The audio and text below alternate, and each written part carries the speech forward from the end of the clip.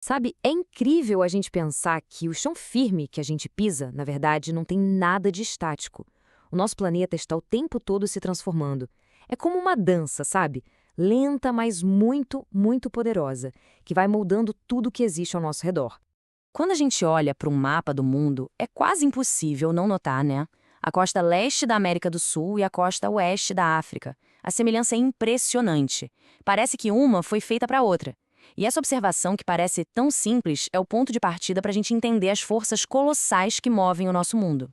Para a gente achar a fonte de todo esse movimento, a nossa viagem tem que começar bem lá no fundo, no centro do nosso planeta. É lá que o verdadeiro motor da Terra está funcionando literalmente a todo vapor. Basicamente, a estrutura da Terra tem essas três camadas principais. A crosta é onde a gente vive, o núcleo é aquele centro super quente, mas a ação mesmo, o que interessa para a gente hoje, acontece ali no meio, no manto. E o que acontece lá no manto? Um negócio chamado correntes de convecção. É um processo de circulação fantástico. O magma que está mais perto do núcleo mais quente sobe. Aí ele esfria e desce de novo, criando um ciclo sem fim.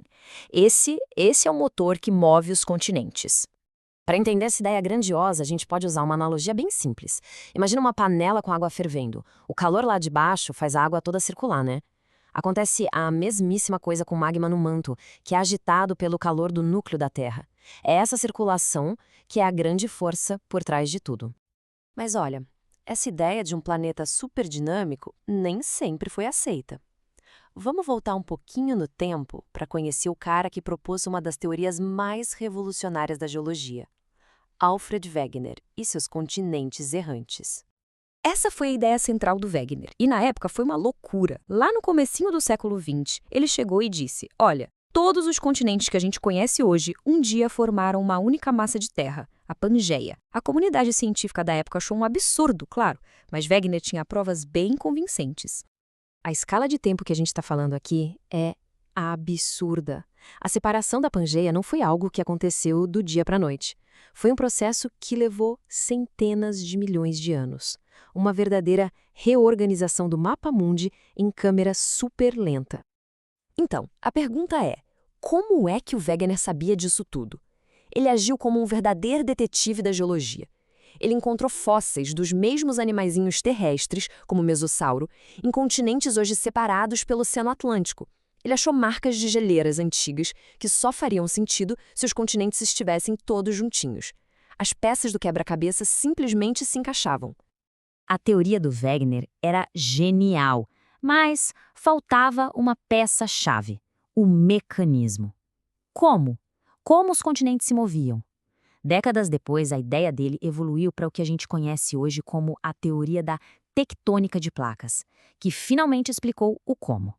A crosta da Terra é toda dividida em várias placas que ficam boiando sobre o manto. E é justamente nos limites, onde elas se encontram, que as coisas acontecem. A gente tem basicamente três tipos de movimento.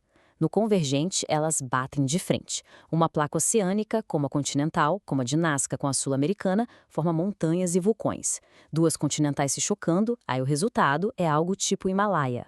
No divergente é o oposto, elas se separam, abrindo espaço. E no transcorrente, elas deslizam uma do lado da outra, raspando mesmo. Essa fricção acumula uma tensão que, quando libera, causa os grandes terremotos. E o resultado desses movimentos é simplesmente espetacular.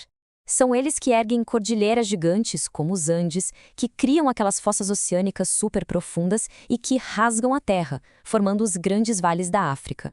A paisagem do nosso planeta é um produto direto dessa atividade toda. Ok, então as forças de dentro constroem as grandes estruturas. Mas, ao mesmo tempo, existem outras forças, as externas, trabalhando sem parar para desgastar tudo isso. Vamos ver agora como a superfície do nosso planeta é esculpida. E aqui tem uma diferença muito importante. O intemperismo é o processo que quebra as rochas, que desfaz elas em pedacinhos. Já a erosão é o que pega esses pedacinhos e leva embora para outro lugar. Então, um quebra e o outro carrega. Os dois trabalham juntos para modelar a paisagem. E quem são os responsáveis por carregar todo esse material? Ah, são os grandes escultores da natureza. A chuva, os rios com sua força, o vento, o gelo das geleiras e as ondas do mar. Cada um deles deixa uma marca única na paisagem. Mas a história não acaba aí, não. A forma da Terra, que foi moldada por todas essas forças, tem um impacto direto em algo do nosso dia a dia: o clima. A regra é bem simples. Quanto mais alto se sobe, mais frio fica. Isso acontece porque a pressão do ar diminui. O ar fica mais rarefeito, menos denso, sabe? E com isso, ele não consegue guardar tanto calor. A gente nem precisa ir longe para ver isso. Olha que exemplo perfeito aqui no Brasil.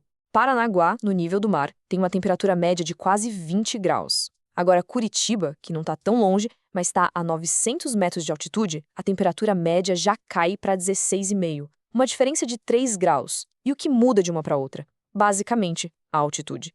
E esse fenômeno tem um impacto real, super conhecido no mundo dos esportes. O famoso mal da montanha, que pega os jogadores de futebol lá na Bolívia, no Equador, é exatamente isso.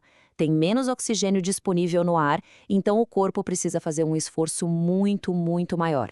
E é assim que a gente percebe que o nosso planeta é um sistema super dinâmico, um verdadeiro campo de batalha entre as forças que constroem e as forças que destroem. Tudo está sempre em movimento. E isso tudo leva a uma pergunta final. Se a Terra já mudou tanto até hoje, como será que vai ser o nosso mundo daqui a 1 milhão de anos?